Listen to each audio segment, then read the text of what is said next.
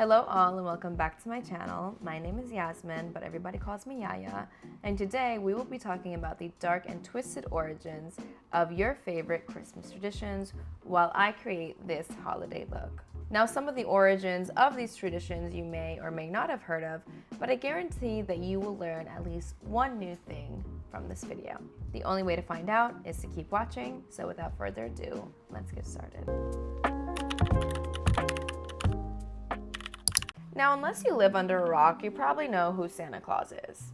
But did you know that he had a half-demon, half-goat counterpart named Krampus? That's right, Krampus, a horned beast, originated in pre-Christian pagan times, and he has historically served as the opposite of Santa Claus. So while Santa would be breaking into children's homes, leaving gifts for children on his good list, Krampus would be breaking into homes, kidnapping children who were on Santa's naughty list. Now, during the 17th century, Krampus was eventually assimilated into Christian traditions, and in the 12th century, Krampus was banned by the Catholic Church because of his devilish appearance. Today, places like Austria and Germany celebrate Krampus Night on December 5th, and grown men go around dressing like demons, swatting children while holding chains. Now, another Christmas symbol or tradition you've probably heard about is Christmas caroling. Now, when you hear Christmas caroling, you probably think of a cheerful and merry family singing Christmas songs at your doorstep. But before this custom evolved into what we know of it today, it used to be known as wassailing. And sometimes wassailing included bands of rowdy men singing and breaking into wealthy people's homes demanding food and drinks. This custom actually got so bad that between the 1640s and the 1650s, the Puritan Parliament in England banned Christmas celebrations altogether because of how rowdy it got. Now, another twisted origin of a beloved Christmas staple includes the pedophilic story behind the original Nutcracker. Now, this enchanting ballet comes around every Christmas, leaving families super happy and giddy. But the Nutcracker we know today actually evolved from a story written by a man named E.T.A. Hoffman. Now, in Hoffman's tale, the young girl Mary falls in love with an ugly Nutcracker doll who only comes to life during her dreams. And in her dreams, she also injures herself and hears stories of a rodent mother avenging her child's death.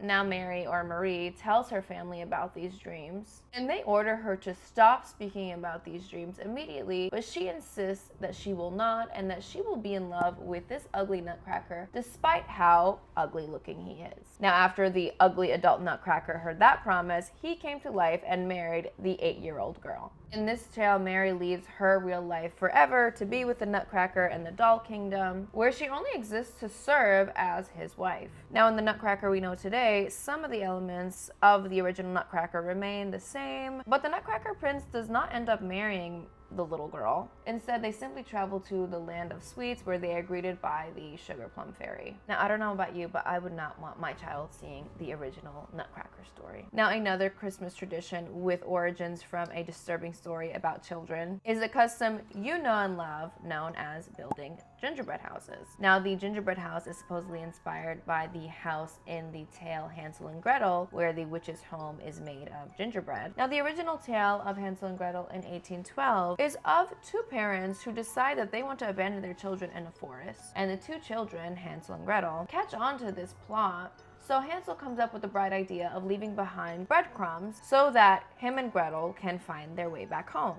Now, after they successfully get back home, their parents decide to abandon their children in the forest once again, but this time birds end up eating the breadcrumbs that Hansel and Gretel leave behind. So they are left lost and completely alone in this forest. Now, after starving and being all alone, the two children end up finding a house made of gingerbread, and they begin to eat it because they're starving. But they didn't know that within this gingerbread house lived a very evil witch. And this witch captures the two children and enslaves them, and the witch ends up forcing Gretel to feed her brother Hansel so that he can become bigger so the witch could eat him. Now, luckily, the children were smart enough to trick the witch into a stove where she died. And they managed to escape back home, where shortly after their wicked mother died as well. Now, this tale kind of has a happy ending, but it is definitely something to think about the next time you make gingerbread houses with your children. Now, another twisted origin of an otherwise cheerful Christmas symbol